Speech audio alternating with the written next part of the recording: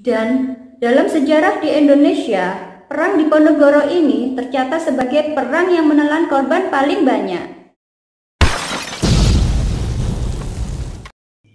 Hai kawan-kawan semua, Assalamualaikum warahmatullahi wabarakatuh. Terima kasih sudah mengklik dan mensubscribe pada video kali ini. Semoga sehat-sehat selalu dan banyak rezekinya. Amin. Channel ini merupakan wadah bagiku untuk berbagi sejarah dan juga pengetahuan. So, semoga bermanfaat ya. Perang Diponegoro disebut juga dengan nama Perang Jawa karena peperangan ini terjadi di tanah Jawa.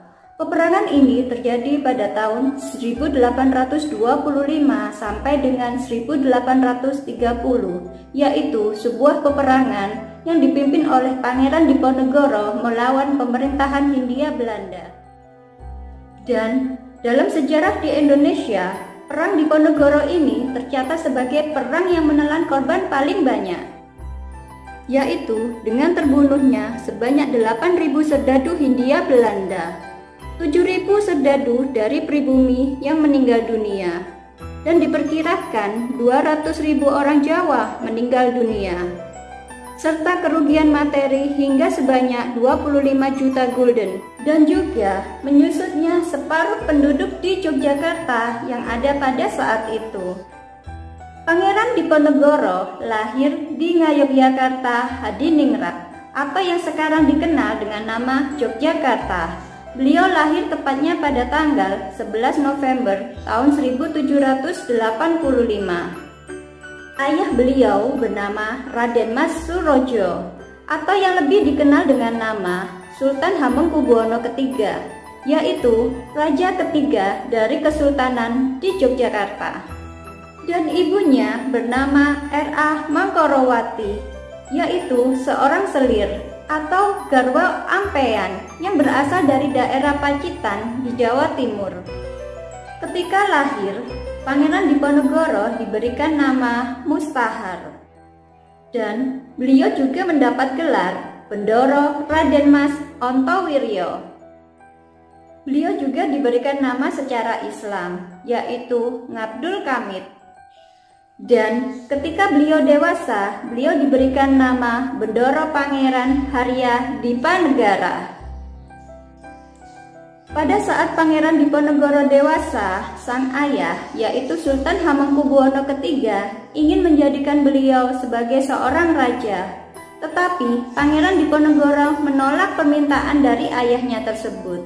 Ia menolak keinginan ayahnya tersebut mengingat ibunya hanyalah sebagai seorang selir, bukan sebagai permaisuri.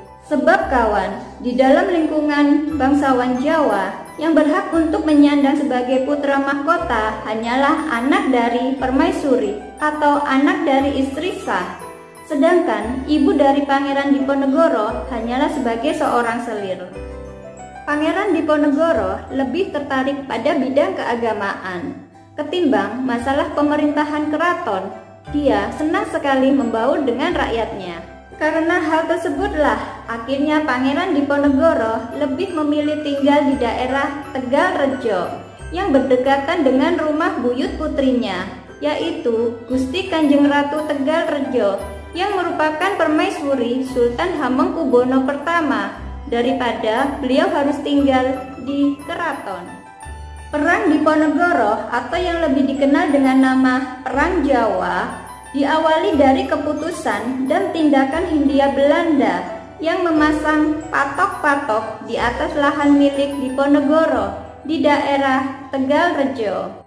Tindakan tersebut ditambah dengan beberapa kelakuan Hindia Belanda yang tidak menghargai adat istiadat setempat dan juga mengeksploitasi berlebihan terhadap rakyat dengan pajak yang sangat tinggi.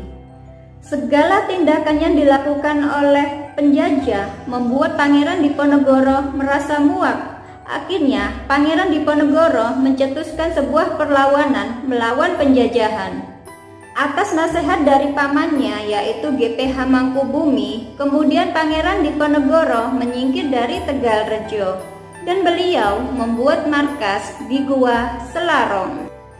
Pangeran Diponegoro menyatakan bahwa perlawanannya sebagai sebuah perang sabil, yaitu perlawanan melawan kaum kafir. Apa yang dilakukan oleh Pangeran Diponegoro akhirnya mendapat simpati dan juga dukungan dari rakyat. Semangat yang beliau kobarkan berpengaruh luas hingga ke wilayah Pacitan dan juga Kedu. Kedu itu sekarang wilayah Temanggung ya kawan.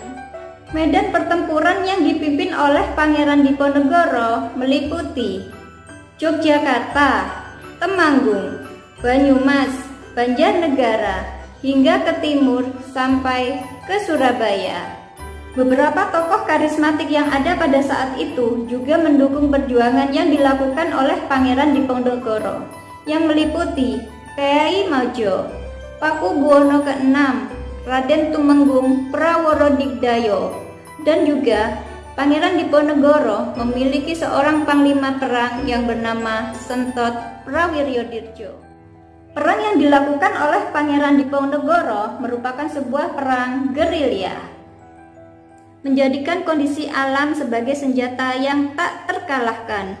Serangan besar-besaran dilaksanakan pada saat hujan, sebab hujan deras menjadikan gerak pasukan Hindia Belanda akhirnya melambat. Sedangkan pada pihak Belanda menggunakan taktik perang terbuka, mengerahkan semua pasukannya mulai dari infanteri, kavaleri, dan juga artileri. Berpuluh-puluh kilang mesiu dibangun di dalam hutan-hutan. Bahkan pada tahun 1827 Hindia Belanda sampai mengerahkan pasukannya sebanyak 23.000 pasukan. Taktik licik juga dilakukan oleh pemerintahan Hindia Belanda dengan mengumumkan sayembara yang dikeluarkan pada tanggal 21 September tahun 1829 bahwa siapapun yang berhasil menangkap Pangeran Diponegoro, baik hidup ataupun mati, akan diberikan hadiah sebanyak 50.000 gulden beserta tanah dan juga penghormatan bagi keluarga mereka.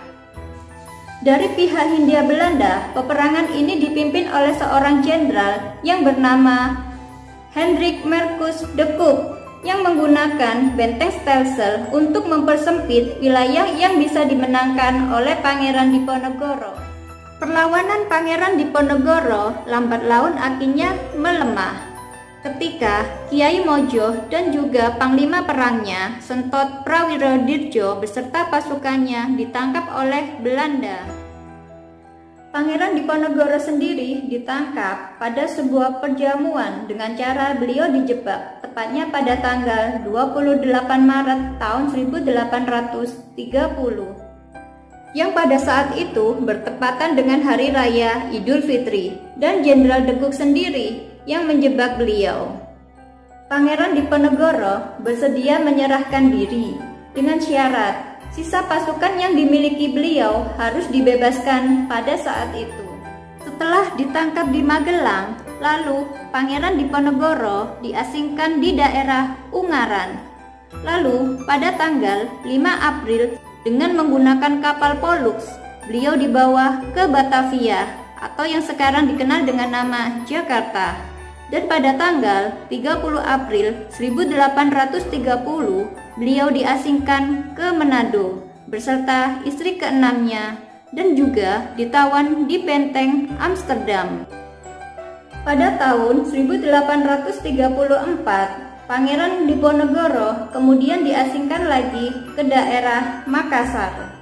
Dan akhirnya di Benteng Rotterdam lah pada tanggal 8 Januari 1855 akhirnya Pangeran Diponegoro wafat pada usianya yang telah menginjak 69 tahun lebih. Semasa hidupnya, Pangeran Diponegoro memiliki beragam koleksi pusaka yang salah satunya yang sangat terkenal yaitu keris Kiai Nogo Siluman yang sempat dibawa ke negara Belanda. Dan tepatnya pada tanggal 10 Maret 2020 oleh Raja Willem Alexander, keris tersebut akhirnya dikembalikan ke pemerintahan Indonesia. Nah, demikianlah kawan tentang perjuangan Pangeran Diponegoro. Semoga apa yang beliau lakukan, semangat perjuangan dan kebangsaannya bisa menular pada diri kita. Jayalah selalu Indonesiaku, kini dan juga selamanya. Terima kasih sudah mau menonton video kali ini. Yuk, bye-bye.